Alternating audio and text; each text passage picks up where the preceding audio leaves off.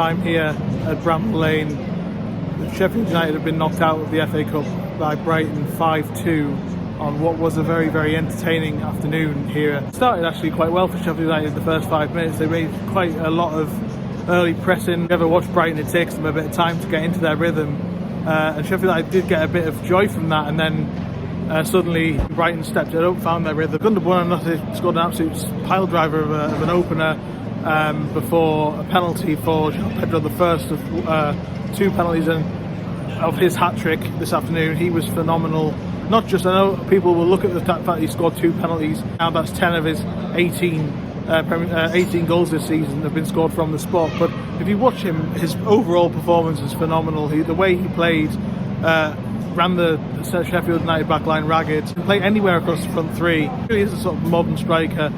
Really no sort of surprise that Newcastle were chasing him before they got Alexander Isak a couple of summers ago. And for £30 million, I can't think of many better signings last summer than Brighton signing him for that amount of money from Watford. I mean, the way that happened as well, to get it over the line so early, in around May-June time, that price, it's really paid off. And I know, as I say, he scored 10 penalties, 2 of which came today, and it's a 100% record. But even that in itself is massively impressive that he's been able to do that. But it's just his overall game is so much more impressive than just scoring penalties and just being able to finish. Brighton had far too much for Sheffield United overall. I mean, Buonanotte and Billy Gilmore in the midfield just outclassed them. They didn't have enough guile with James McAtee, who was on the bench. Coming on in the second half, did a little bit, but it was just too much, I think, beyond sort of that 10-minute spell. Crazy 10-minute spell at the end of the first half, where Sheffield United managed to pull themselves out of nowhere back into the game at 2-2 with goals from Gustavo Harmer and Will Asula, 2 summer signings. Chris Wilder has made this team much more competitive than they were when I was last here. I was last here in September, can you believe, for Newcastle's 8-0 victory. And I said that day that it was the worst game I think I've seen for any individual team live, which is quite a statement. And Paul Heckingbottom was obviously under pressure at the time. Chris Wilder's come back in, and I think there were a lot of doubts about what he could do and what he would do, but he's actually made them a very competitive side. I think last week they showed that against West Ham, and it's not a foregone conclusion that they'll get relegated this season. I think they are a much better team with Wilder at the helm. In the likes of Gustavo Harmer and James McAtee, they've got some players who can compete, and they did compete for long swathes of that game. They, as I say, started well, came back into the game, they took their opportunities, and they were just sort of a bit unlucky with the penalty handball. I think it was Jayden Bogle.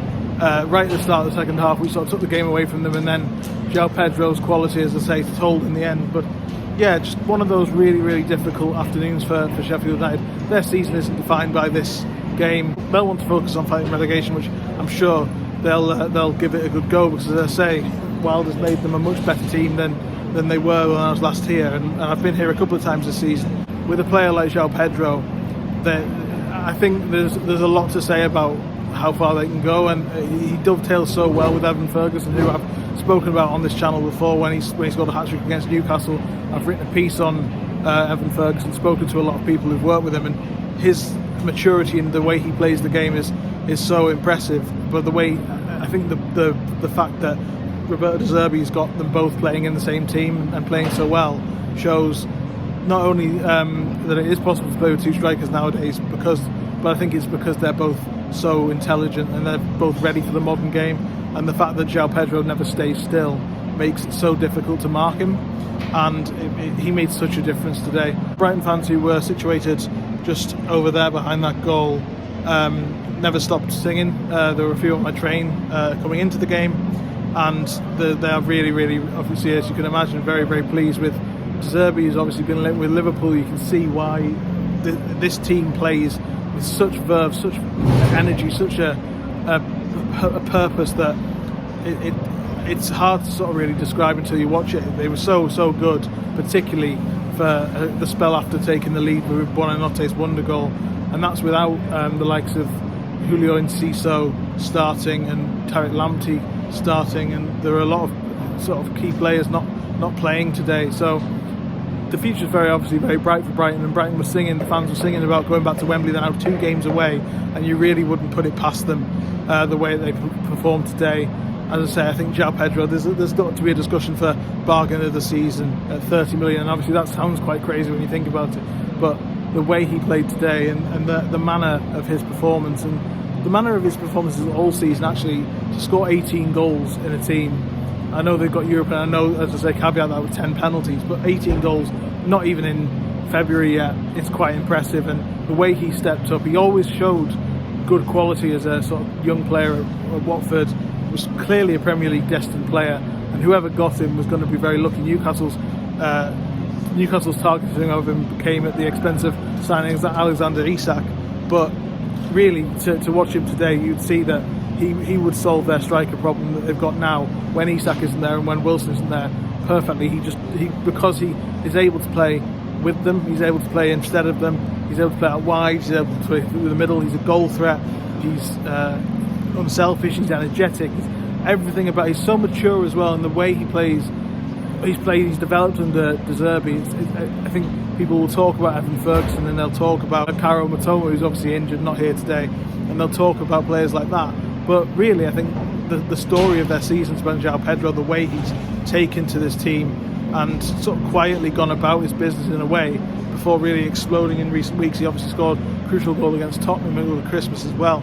Just a fantastic player. This was a really, really good game overall. I thought, as I say, Sheffield United deserve some credit for the way they played, and I think going forward it's going to be difficult for them to survive because of how many points they've got and the deficit the rest of the Premier League for the bottom three generally. It is closing a bit, but they are competing in games, and what I saw today was a way that Chris Wilder sort of understood what he was facing in Brighton, and he did get a lot of joy in an attacking sense. First of all, by pressing them high and winning the ball, and sort of putting their defences under pressure, as I mentioned, but also by bypassing the press as well, playing long balls into Brereton Diaz, who's made a massive difference since he's come in, scored last week against West Ham.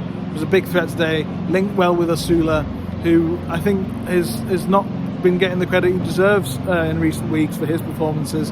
McAtee starting would have been interesting. It was interesting that he didn't start him because he brings such a different level to their attack. I think he brings something that nobody else has, and that's quite evident. And it was a bit too late when he came on today, unfortunately, because Brighton had just taken the game away from them. We will not see too many people mentioning the way Billy Gilmore played, but he just kept the ball, kept them ticking over, gave them a lot of respite in the second half. This is a really good Brighton side that will be a threat for anyone in the fifth round. It was a more difficult game than the scoreline suggests, but they were in no real danger of really ever going through. Even at 2-2, you felt that if they stepped it up as they did in the second half, they would get through quite comfortably.